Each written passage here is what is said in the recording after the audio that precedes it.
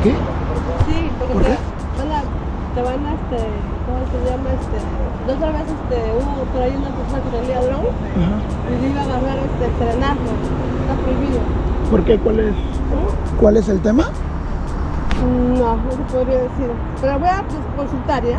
No, pero, o sea... Para que no tenga problema. No, pero me consulta y me dice cuál es el tema de por qué no se puede hacer, por favor. Sí, dígame.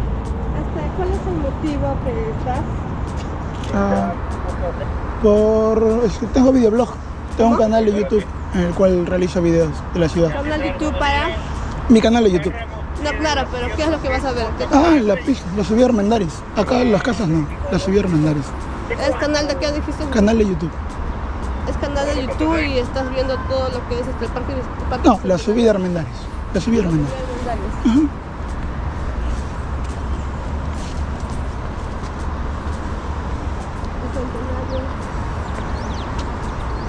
O sea, las casas no.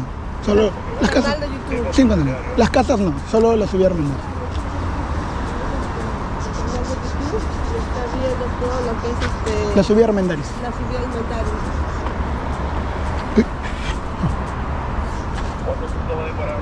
¿Cuánto va a demorar? Será 15 minutos, no más. 15 minutos.